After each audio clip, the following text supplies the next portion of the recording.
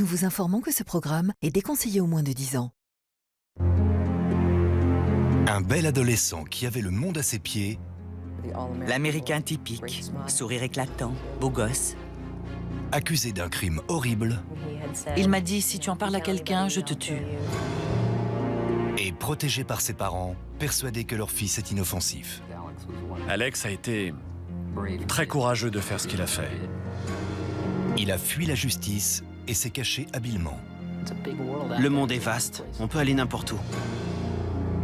Une riche famille peut-elle indéfiniment aider son fils fugitif à échapper à la justice? Découvrons-le tout de suite dans Crime en haute société.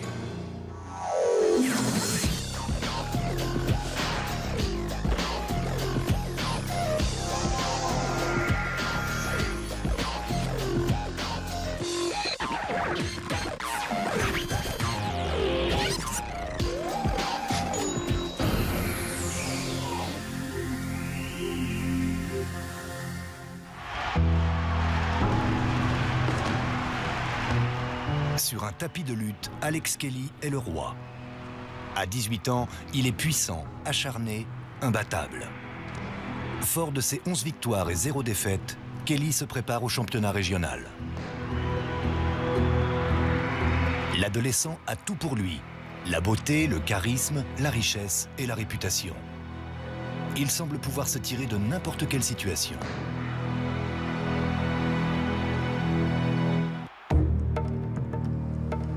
Le matin du 14 février 1986, 2 policiers de Darien interceptent Kelly alors qu'il se rend à sa rencontre de lutte et l'arrêtent pour viol.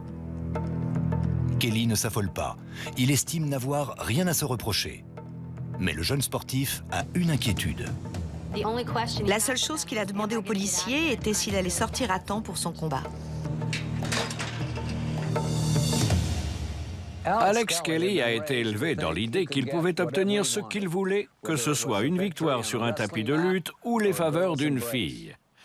Il faudra 8 ans et une chasse à l'homme internationale pour qu'il comprenne qu'il y a des limites, même quand on appartient à la jet-set. La police de Darien en sait de plus en plus sur Kelly. 2 jours plus tôt, il a été accusé, mais pas inculpé d'un autre viol. Je crois que jusqu'à ce qu'il atteigne sa majorité, si je m'en souviens bien, il n'a jamais été rappelé à l'ordre pour quoi que ce soit. La police de Darien commence à comprendre que Kelly est potentiellement dangereux. Ce jeune sportif prometteur viole des filles depuis des années sans être inquiété. L'affaire a déclenché une chasse à l'homme de 8 ans et un scandale qui a secoué l'une des communautés américaines les plus aisées. Elle a aussi soulevé une perturbante question. Comment un Golden Boy peut devenir un violeur en série sans qu'une ville entière ne s'en rende compte?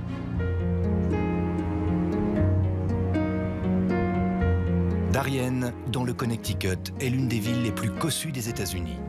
Un endroit raffiné et pittoresque où les rues privées sont bordées de demeures valant des millions. Les enfants d'ici font de la voile sur le détroit de Long Island et conduisent des voitures haut de gamme. Ce n'était pas rare, quand un jeune fêtait ses 16 ans, de voir apparaître une voiture flambant neuve sur le parking familial, en général garée en travers. Au lycée, il y avait des voitures bien plus élégantes sur le parking des élèves que sur celui des enseignants. L'une des caractéristiques de la ville était sa sérénité apparente, un ordre en surface. Je pense que c'est ce qui a généré cette habitude de dissimuler les choses. Dans les années 80, Darien semble être une petite ville bien tranquille, mais lorsque les parents partent en vacances, leurs enfants adolescents se déchaînent. Vous pouviez marcher dans les couloirs et trouver un petit papier par terre qui disait « Fiesta chez moi ce soir, parents partis, telle adresse, apportez de quoi picoler ou autre ».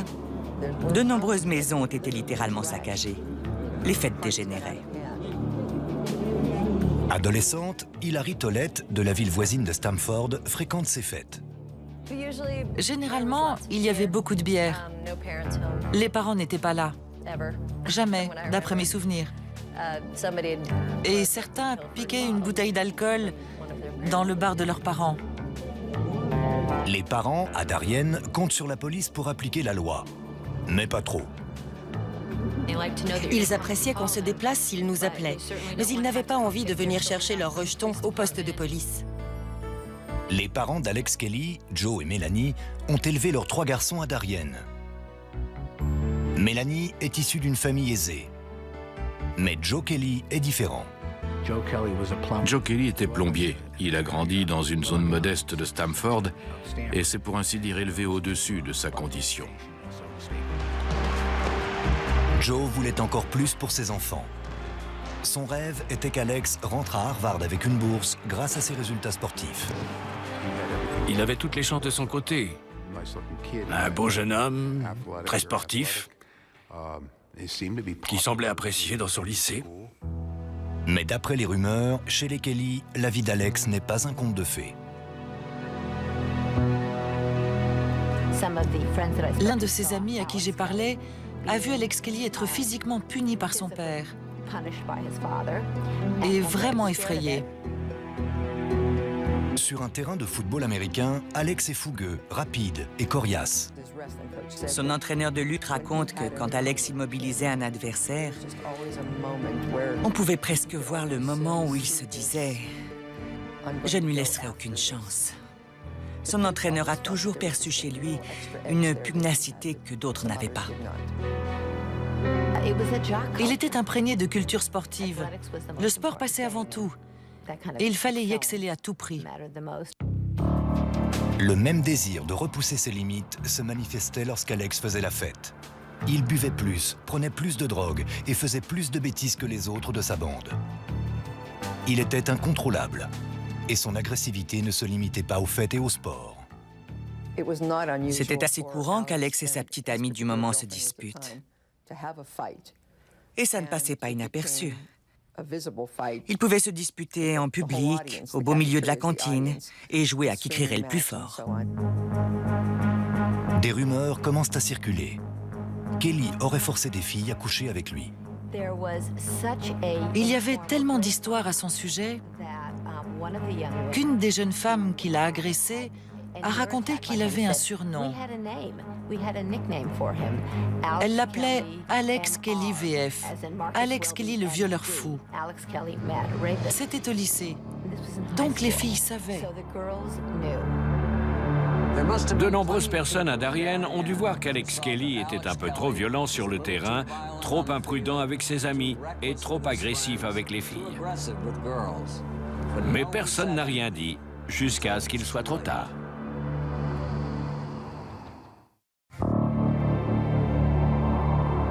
Alex Kelly a intégré le lycée de Darien à 14 ans en tant que jeune prodige du football, connu pour sa férocité sur le terrain. Le genre de jeune sportif qui devient vite la coqueluche des lycéennes. Mais des rumeurs se répandent. L'agressivité de Kelly peut aussi exploser hors du terrain. Et d'après certains de ses camarades de classe, le jeune homme fume du hashish et prend de la cocaïne. Alex Kelly était un gosse de riche devenu incontrôlable, choyé par ses parents et plébiscité par ses semblables. Mais il allait bientôt franchir la ligne qui distingue le jeune homme turbulent du criminel. Alex Kelly et ses amis ne peuvent pas demander à leurs parents de payer pour leur drogue.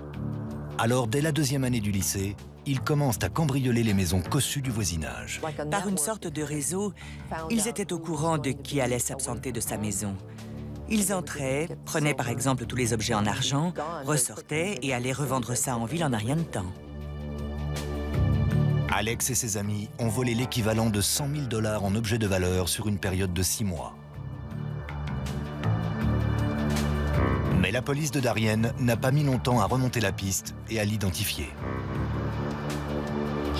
Il a été arrêté en compagnie de sa petite amie et de plusieurs copains. Et ils ont tous été soumis à la procédure. Les parents d'Alex ont pris un avocat et ils ont tout fait pour utiliser le système en leur faveur. Les Kelly passent un accord. Ils rembourseront leurs voisins pour les biens volés si la peine d'Alex est réduite. Depuis le début, les parents d'Alex ont très clairement cherché à arranger les choses à leur façon, à ignorer les comportements de leur fils, à minimiser les faits, à prétendre qu'il ne s'était rien passé, à mettre la poussière sous le tapis. Quelqu'un comme Joe Kelly reprochait aux familles de grands entrepreneurs de dorloter et de gâter leurs enfants. Mais son attitude vis-à-vis de son fils, quand Alex a connu ses premiers déboires, a été exactement du même ordre. Joe et Mélanie ont évité la prison à leur fils assez longtemps pour que celui-ci profite de son été. Mais à la rentrée de septembre 1984, au lieu de reprendre le chemin du lycée, Alex est placé en centre de détention pour mineurs. Il y reste 2 mois, le temps pour ses parents de convaincre le juge de le transférer dans un centre de désintoxication. Aujourd'hui encore, si on leur parle de l'affaire des cambriolages commis par Alex, ils rétorquent qu'il a été placé en désintoxication. Quand Alex retourne au lycée de Darien à l'automne suivant, il rencontre Amy Molitor. Amy est ce que les élèves du lycée appellent une muffie. Une blonde BCBG, gentille fille. Alex et Amy deviennent vite inséparables et la jeune fille semble apaiser les démons d'Alex. En dernière année de lycée, il figure au tableau d'honneur et effectue sa meilleure saison sportive, terminant l'année sans enregistrer une seule défaite. Pour beaucoup, les problèmes d'Alex sont bel et bien derrière lui. Il est revenu et a convaincu tout le monde qu'il avait changé, qu'il se tiendrait à carreau. Il avait un sourire merveilleux. Il dégageait une grande sincérité. Il n'y avait aucune raison de ne pas le croire. On sait maintenant qu'en fait, il continuait à boire et à se droguer. Il avait repris toutes ses mauvaises habitudes. Mais entre-temps, il avait appris à jouer de son apparence pour tromper son monde. Pendant l'hiver de sa dernière année de lycée, un soir, Alex raccompagne une fille de Darien après une fête. D'après la fille, arrivée à mi-parcours, Alex quitte la route, arrête la voiture dans un recoin, la force à passer sur la banquette arrière et la viole. La jeune fille de 15 ans ne va pas porter plainte, mais raconte ce qui lui est arrivé à ses amis du lycée. Personne ne l'a cru. Elle en a parlé à la petite amie d'Alex, qui l'a accusée de s'être approchée de son copain. Ça a viré au crépage de chignon. Et lui-même, en la frôlant dans les couloirs, l'a traitée de salope. On peut imaginer qu'il a réellement pensé pouvoir s'en sortir sans être inquiété. Les filles de Darien savent qu'Alex Kelly est dangereux. Mais aux yeux de ses parents et professeurs, sa vie n'est que succès. Un journal local publie même un article élogieux sur le jeune homme. L'article parle d'un lycéen sportif modèle. Sans doute pas les termes les plus appropriés pour décrire un adolescent qui se drogue et brutalise les filles. Quoi qu'il en soit, ce sont les dernières choses positives jamais écrites à propos d'Alex Kelly. Les vacances d'hiver approchent. La petite amie d'Alex, Amy Molitor, part en vacances avec sa famille, tandis qu'Alex reste à Darien. Amy accepte de lui prêter sa voiture pendant son absence. Mais ce n'est pas de la voiture dont Alex a besoin, mais de Amy. Amy était son filet de sécurité et elle était partie. Je supervisais un match de hockey sur glace, assise au premier rang des gradins. Alex est arrivé, il se tenait juste à côté de moi. Quand il est reparti, je me rappelle m'être dit « Comment va-t-il tenir une semaine sans sa copine ?» Toute la ville va bientôt le savoir. Quelques jours plus tard, tout Darien va découvrir ce que cache le fameux sourire typiquement américain d'Alex Kelly. Lors de sa dernière année de lycée, Alex Kelly, 18 ans, a déjà à son actif une consommation régulière de drogue, une arrestation pour cambriolage, une détention en centre pour mineurs et une cure de désintoxication. Les rumeurs vont bon train au lycée de Darien. Alex serait aussi un prédateur sexuel. Mais le sportif prometteur et lycéen émérite fait croire aux gens qu'il a changé. Alex avait convaincu pratiquement toute la ville de Darien qu'il avait tiré les leçons de son passé et qu'il s'était assagi. Qui aurait pu deviner qu'il était sur le point de commettre un acte réellement abominable? Le 10 février 1986, Alex et une douzaine d'autres adolescents de Darien font la fête chez un ami. Le soir venu, une jolie lycéenne de 2e année, Adrienne Bach, demande qui peut la ramener chez elle. Elle n'est autorisée à rester que jusqu'à 23h30. Alex Kelly lui propose de la reconduire chez elle. À contre-cœur, Adrienne accepte. Elle connaissait sa réputation. Elle n'était donc pas très à l'aise à l'idée qu'il la ramène. Mais par ailleurs, elle craignait de se faire réprimander par son père qui se mettrait vraiment en colère si elle rentrait trop tard. Alex et Adrienne quittent la soirée. En quelques minutes, ils arrivent dans la rue d'Adrienne. Alex passe devant la maison et gare la voiture plus loin. Puis, le jeune lutteur attrape Adrienne par la gorge et l'immobilise sur le siège. C'est violent. Elle est terrorisée. Sur le coup, elle est persuadée que si elle ne se laisse pas faire, il va la tuer. Alex force Adrienne à passer sur la banquette arrière. Adrienne commence à hurler, jusqu'à ce qu'Alex se montre encore plus violent. Il lui a arraché ses vêtements, l'a jetée à l'arrière. Elle n'avait jamais eu de relation sexuelle. Ça a été un choc. Adrienne est effondrée. Alex la menace de la tuer si jamais elle raconte le viol à quelqu'un. Puis il la dépose devant chez elle.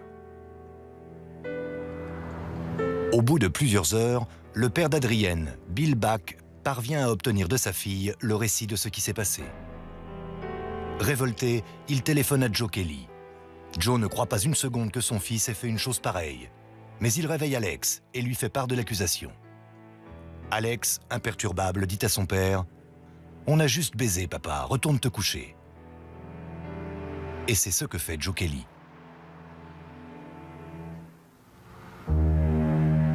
Le lendemain, malgré ses réticences, Adrienne Bach, accompagnée de sa famille, va porter plainte pour viol à la police de Darien. C'était la victime la plus émotionnellement dévastée dont j'ai jamais eu à m'occuper. Les parents d'Adrienne la sentent trop fragile émotionnellement pour porter plainte. La famille avait prévu de partir au ski. Madame Bach informe donc la police qu'ils vont réfléchir à la meilleure chose à faire pendant leur séjour. La police décide de ne pas contacter Alex Kelly ou ses parents. Dans l'équipe, on s'est dit qu'on n'allait pas se lancer dans cette affaire si on n'était pas sûr de le coincer. On ne pouvait pas prendre le risque qu'il nous rit au nez, et c'était bien le genre à faire ça. 2 jours plus tard, le 13 février, Alex Kelly se rend à une autre soirée. Hilary Tollett, 17 ans, est là aussi. Je me souviens qu'il préparait des shots de tequila, appuyé sur le comptoir de la cuisine, et il engageait la conversation. Plus tard, Hilary, qui est sortie fumer, demande si elle peut finir sa cigarette dans le véhicule d'Alex Kelly. À peine est-elle montée qu'il démarre. Je lui ai dit que je n'avais pas besoin d'être ramenée, qu'il pouvait s'arrêter. J'allais descendre. Mais il a simplement accéléré. Je lui ai demandé où il allait et ce qu'il faisait. Et il m'a donné l'impression de savoir exactement où il allait. Il emmène Hilary sur le parking d'un country club huppé, non loin du domicile de la famille Kelly. Il a arrêté la voiture et a commencé à me faire des avances, à se pencher pour essayer de m'embrasser. J'étais plutôt affolée parce que je ne maîtrisais plus du tout ce qui se passait. J'imaginais bien que les choses n'allaient pas aller en s'arrangeant. Il m'a forcé à l'embrasser, puis il m'a obligée à me mettre à l'arrière du véhicule. Et il m'a violée et sodomisée. Quand tout est fini, Alex reconduit Hilary à la fête. Il m'a dit « Si tu en parles à quelqu'un, je te tue ». Mais à peine sorti de la voiture, Hilary se précipite dans la voiture d'une amie et lui raconte ce qu'Alex lui a fait. Je ressentais une telle colère après ce qui était arrivé qu'à mesure que je le racontais, j'ai compris que ça ne serait pas la dernière fois que je le raconterais.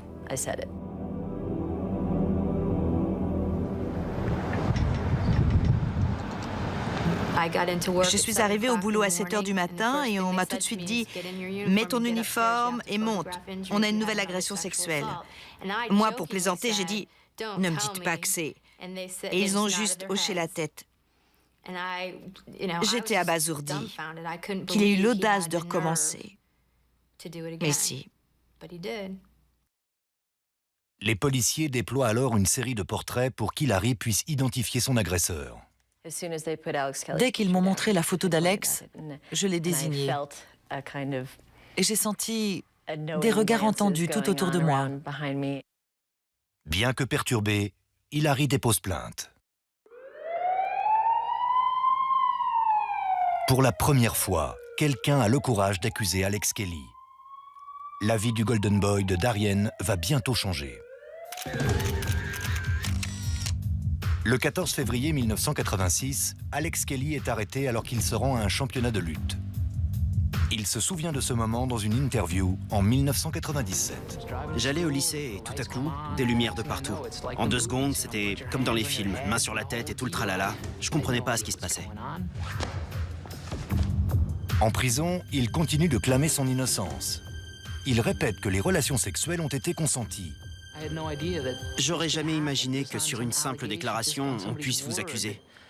Que votre vie entière puisse être bouleversée juste parce que quelqu'un a dit quelque chose. Les parents d'Alex ne croient pas non plus que leur fils ait pu faire quoi que ce soit. Ils engagent un prestigieux avocat local, Mickey Sherman, qui a déjà obtenu plusieurs acquittements pour des auteurs d'agressions sexuelles. Il a évidemment déclaré qu'il n'avait jamais eu de relations sexuelles non consenties et il s'en est tenu à ça depuis le premier jour. C'était incroyable qu'une personne... Je veux dire, c'est pas vrai. Pourquoi je violerais quelqu'un? Lorsqu'Adrienne Bach apprend qu'Hilary a déposé plainte, elle décide d'en faire autant. Alex Kelly est maintenant accusé de 2 viols. Ses parents versent une caution de 200 000 $ pour qu'Alex puisse sortir de prison. Je n'ai pas hésité une seconde. C'est mon fils. Alex, en liberté surveillée, doit respecter un couvre-feu. Il pense que les accusations de viol peuvent être facilement levées. Il passe l'été à faire la fête, à rentrer tard et à narguer les policiers de Darien. Il ne respectait jamais le couvre-feu. On recevait sans cesse des appels pour signaler qu'il était à telle ou telle fête, ici ou là, jusqu'à 23h, minuit, 1h du matin. Alex et sa famille supportent mal les tentatives de la police de lui faire appliquer le couvre-feu et considèrent que c'est du harcèlement. Les familles des victimes étaient choquées de le voir dans la rue. Alors, pour ne pas envenimer la situation, Alex a décidé de partir pour le Colorado et de s'installer là-bas. L'avocat d'Alex demande à la cour de le laisser quitter Darien pour aller attendre son procès dans une localité près d'Aspen, où sa famille avait l'habitude de skier. Alex avait déjà filé entre les doigts de la police de Darien. Il était revenu et avait récidivé. Et ils n'arrivaient pas à le localiser alors qu'il était sous leur nez. Et maintenant, le procureur accepte de laisser Alex partir dans le Colorado. C'est proprement incroyable. Pendant ces 8 mois dans le Colorado, Alex fait du ski, de l'escalade et prend un petit boulot à mi-temps en attendant le début de son procès. À son retour dans le Connecticut, le procureur Bruce Huddock demande à la cour de juger les 2 affaires de viol en même temps en invoquant les économies de temps et d'argent que cela représenterait. Mickey Sherman, inquiet que le jury puisse être plus sensible à une double accusation, rétorque que cela porterait atteinte aux droits d'Alex Kelly. Si le jury entend 2 personnes au lieu d'une seule, c'est tout de suite plus accablant. Mais la cour décide de juger les 2 affaires simultanément. Mickey Sherman se rend dans le Colorado pour voir les Kelly et conseiller son client. Je lui ai dit que c'était vraiment abject, qu'il allait se faire avoir. Ce n'était pas un procès équitable. Le procès doit s'ouvrir le lundi 16 février 1987. À mesure que la date approche, Alex prend peur. Le lundi arrive, l'heure du procès arrive. Joe et Mélanie sont au tribunal. Mickey Sherman est là pour représenter Alex et Alex n'est pas là. Il a effectivement pris un avion dans le Colorado, mais absolument pas à destination du Connecticut. Les enquêteurs vont mettre des années à comprendre où a bien pu passer le violeur.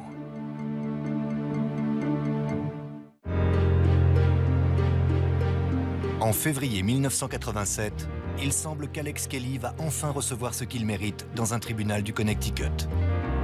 Le jeune sportif est accusé d'agression sexuelle sur 2 jeunes filles. Une bourgade paisible, un garçon arrogant, des parents fortunés. La presse se délecte de cette histoire. À l'ouverture du procès, la salle est comble. Tout le monde est là, sauf Alex Kelly. Le juge a demandé où était Alex. Je lui ai dit que je lui avais parlé peu de temps auparavant, qu'il avait l'air paniqué. Ça expliquait peut-être son absence. Dès que j'ai entendu qu'il ne le trouvait pas, je me suis dit, c'est fini, il est parti. Je me doutais bien qu'il ne l'avait pas perdu aux toilettes. Il avait dû prendre la tangente et partir loin. Les parents d'Alex sont les derniers à lui avoir parlé. Ils affirment ne pas savoir où se trouve leur fils. Mais la police n'en croit pas un mot. Il a dit à des amis dans le Colorado que sa mère lui avait donné 10 000 $. Au bout d'un moment, on s'est dit qu'il avait quitté le pays. Tout se superposait, les choses s'enchaînaient très vite. J'étais terrifié, j'avais peur. J'ai fui. Au début, Alex zigzague à travers l'Europe par peur d'être pris. Mais il n'a aucune raison de s'inquiéter. La personne qui lui assure son argent de poche est prête à débourser bien plus que la modeste prime de la police de Darien. On n'avait jamais connu de cas d'évasion, avec la possibilité d'un départ pour l'étranger et un fort soutien financier. Les semaines puis les mois passent. Personne ne trouve Alex Kelly. Interpol et le FBI se joignent aux recherches, mais il échappe à tout le monde. Le monde est vaste, on peut aller n'importe où. Alex Kelly se rend compte qu'il peut naviguer librement à travers l'Europe en vacances perpétuelles en s'offrant les plus belles pistes de ski. Et comme au lycée, il rencontre une ravissante blonde, une Suédoise, Elisabeth Janssen. Alex évite la capture plusieurs fois, y compris quand il rencontre des gens qui le reconnaissent. Je suis tombé sur des gens qui m'ont dit « Mais vous êtes Alex Kelly ?» Alors je répondais « Nei ». Je répondais dans une autre langue, je détournais la conversation. Je ne comprends pas. Et je tournais les talons. Il vivait en France en hiver.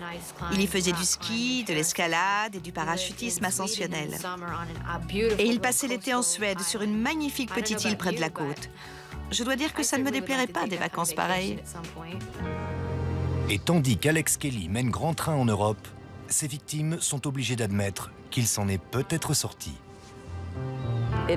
Pour que ma vie continue de façon à peu près normale, j'ai dû en partie lâcher prise.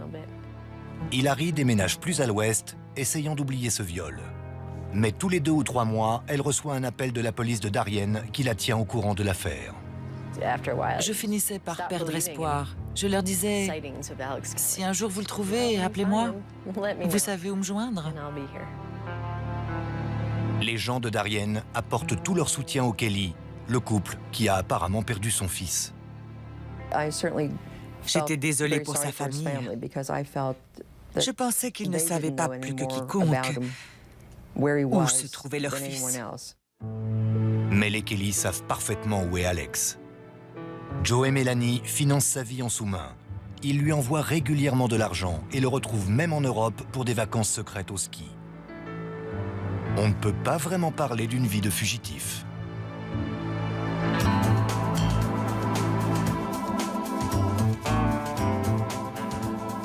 Il apparaît même dans un film amateur sur des mordus de ski sous son propre nom, Désinvolte.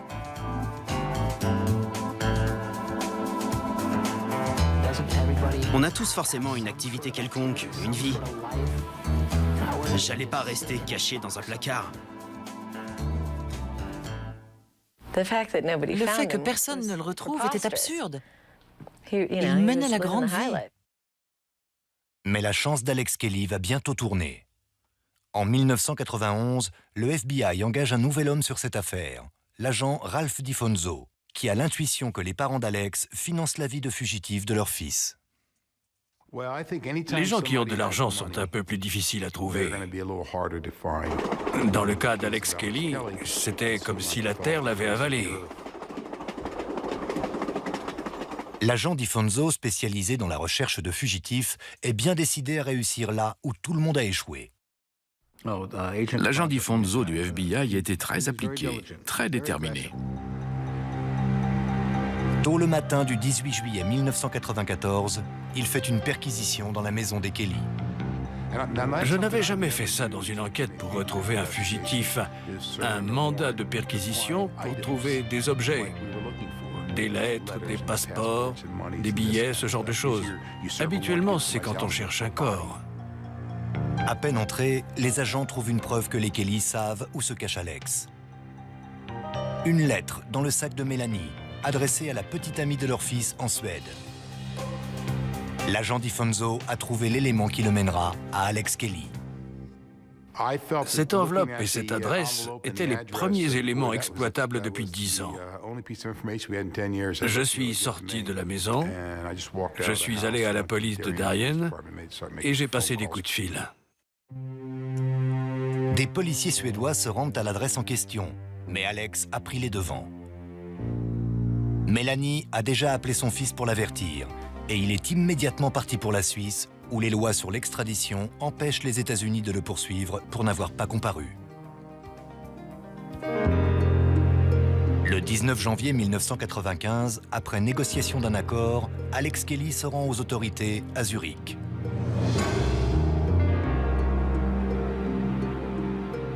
L'adolescent qui a fui le pays 8 ans auparavant est finalement reconduit aux États-Unis le 4 mai.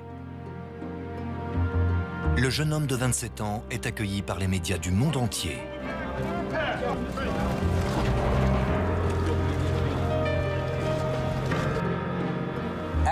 Alex s'est rendu aux autorités, mais il se considérait innocent. Avec l'argent de ses parents, il allait essayer de s'en tirer à bon compte. En mai 1995, la longue odyssée européenne d'Alex Kelly s'achève, alors qu'il rentre à Darien pour faire face à la justice. Sa ville natale, autrefois compréhensive, le voit maintenant sous un nouveau jour. Quand j'ai appris à quoi il avait consacré tout ce temps, s'amusant dans des stations de ski, je n'en revenais pas. Et j'avais une impression de dégoût. Joe et Mélanie engagent une star du barreau de New York, Thomas Puccio, pour défendre Alex. Puccio a obtenu l'acquittement du célèbre aristocrate Klaus von Bülow, accusé de tentative de meurtre sur sa femme Sonny, dont il était l'héritier.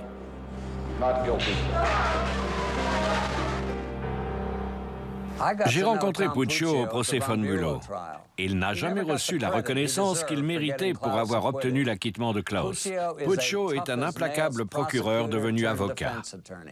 Il se bat jusqu'au bout pour ses clients, mais ne ferait pas pour autant n'importe quoi pour gagner. Quoi que l'on pense des Kelly, ils ont été très malins de mettre Puccio dans leur camp.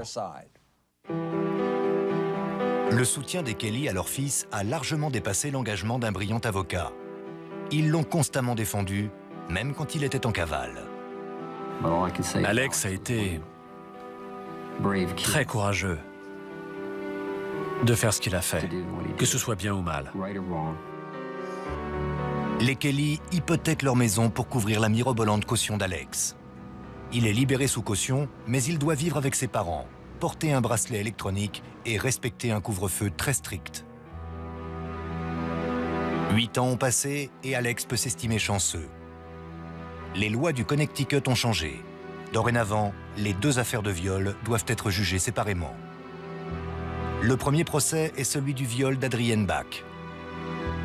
Désormais mariée, Adrienne Bach Ortolano attend depuis presque 10 ans de pouvoir témoigner contre son agresseur.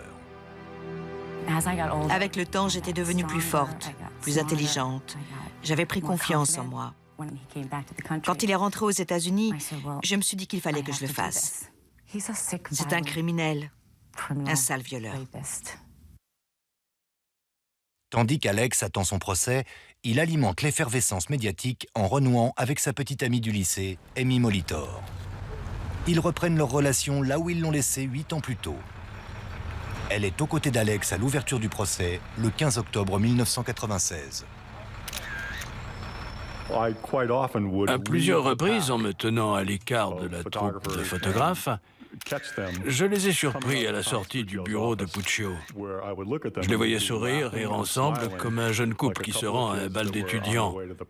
Ils ne croyaient pas qu'il irait en prison. Adrienne est le premier témoin de l'accusation. Elle reste anonyme aux yeux du public.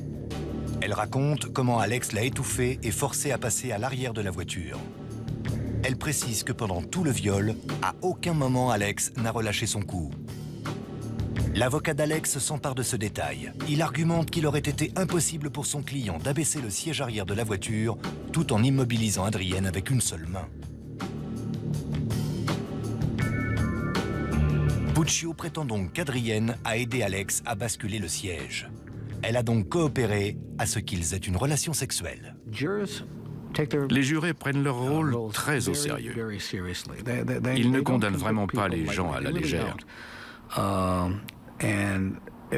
Alors, lorsqu'on leur fournit un élément précis, comme par exemple la possibilité physique d'ouvrir une porte, ils l'examinent à fond, très concrètement, sans se laisser dominer par leurs émotions ou par leur empathie pour la victime.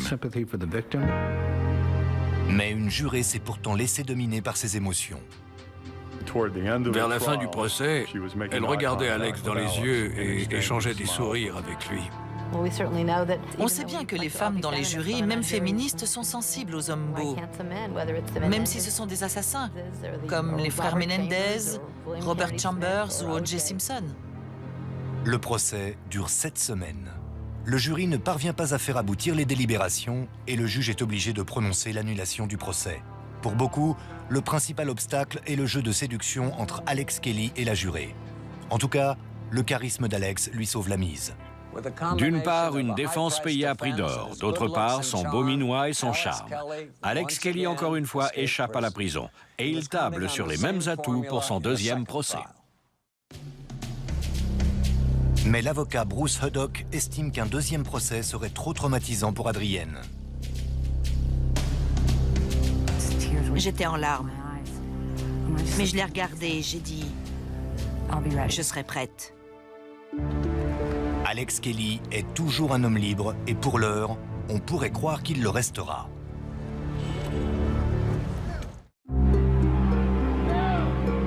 En novembre 1996, à l'issue du procès longtemps attendu d'Alex Kelly pour le viol d'Adrienne Bach, le jury est dans l'impasse. 5 mois plus tard, Alex Kelly revient au tribunal de Stamford, Connecticut, pour un nouveau procès. Les avocats ont pour habitude de dire qu'un nouveau procès après impasse du jury est comme enfiler un maillot de bain mouillé. Tandis qu'Alex semblait toujours aussi confiant, le deuxième procès allait être beaucoup plus dur. Rejuger une affaire après une impasse, ce n'est pas bon pour la défense. Le parquet sait d'avance ce que vous allez faire. Le parquet dispose d'un nouvel atout de taille. Adrienne était très remontée. Le fait que le jury ait été dans l'impasse la première fois faisait d'elle un témoin encore plus décisif. À ce stade, elle était gonflée à bloc, furieuse et fermement décidée à l'envoyer en prison. Le nouveau procès s'ouvre le 10 avril 1997. Lors du premier procès, le jury a achoppé sur le témoignage d'Adrienne, qui a affirmé qu'Alex Kelly n'avait pas lâché son cou pendant le viol. Mais au deuxième procès, Adrienne déclare qu'Alex a en fait retiré sa main de son cou un instant pour abaisser le siège de la voiture. La déclaration d'Adrienne à la police, le matin suivant la nuit du viol, vient confirmer ce nouveau témoignage. Mais l'avocat de la défense, Thomas Puccio, continue à essayer de la déstabiliser. Il essayait sans cesse de la piéger. Madame Ortolano, est-il vrai que vous avez fait des études de communication? Jouez-vous la comédie maintenant aussi? Ça n'avait vraiment rien à faire là. Elle lui faisait presque les gros yeux. Quand quelqu'un est vraiment en colère et dit la vérité, toutes les tactiques du camp adverse, toutes les pirouettes, toutes les stratégies qu'un avocat, même très brillant, peut utiliser, tombent à plat. La défense conclut.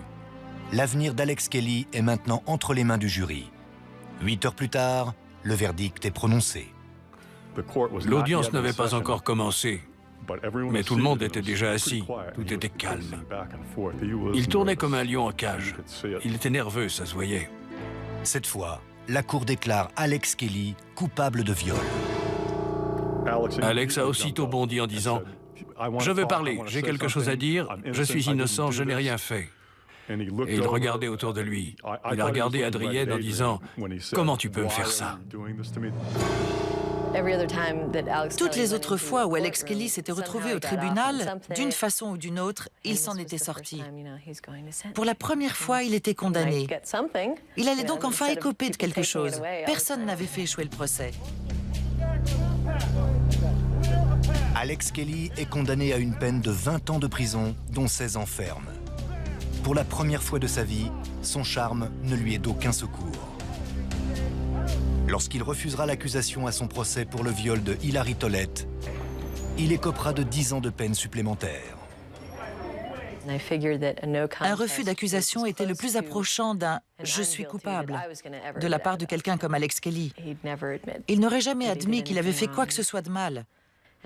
Mais avec cette seconde condamnation, en plus de celle pour le viol d'Adrienne, au moins il restait en prison. Alex Kelly purge aujourd'hui sa peine dans une prison de haute sécurité du Connecticut. Le sportif triomphant devenu fugitif connaît enfin sa première défaite. Les parents d'Alex Kelly occupent toujours la même maison à Darien et sont toujours persuadés de l'innocence de leur fils. Je crois qu'aucune mère n'est préparée à ce que son enfant passe 15 ans dans une cellule pour quelque chose qu'il n'a pas fait. Je crois que, même s'ils ne l'admettront jamais, au fond, ils savent. Ils savent exactement qui il est. Je crois qu'ils connaissent le même Alex qu'Adrienne connaît, celui qu'Hilary connaît. Mais ils ont choisi d'être dans le déni. Joe et Melanie Kelly n'ont jamais été poursuivis pour avoir aidé leur fils à échapper à la justice. Les procureurs ont estimé qu'ils susciteraient forcément la compassion du jury et que les preuves à charge seraient trop difficiles à réunir. Je comprends qu'on fasse tout pour ses enfants, mais à mon sens, il y a une limite. En tant que parent, il faut avoir un minimum confiance dans le système, surtout si on est blanc et riche et qu'on habite à Darien. Vous avez plus d'éléments en votre faveur que d'autres dans un procès pour viol. L'affaire Alex Kelly est rarement évoquée à Darien. Le fait que les gens d'ici ferment les yeux a contribué à créer Alex Kelly. Cela les aide maintenant à l'oublier. Ça ne pouvait pas arriver ici. Eh bien si, c'est arrivé ici. Depuis son enfance, les gens ont facilité la vie à Alex Kelly. Là où il se trouve maintenant, en prison, je doute que sa beauté et son sourire éclatant lui soient favorables. Alex Kelly avait toutes les possibilités et des privilèges en main, et il a absolument tout gâché. Ici, Dominique Dunn. Merci de nous avoir suivis.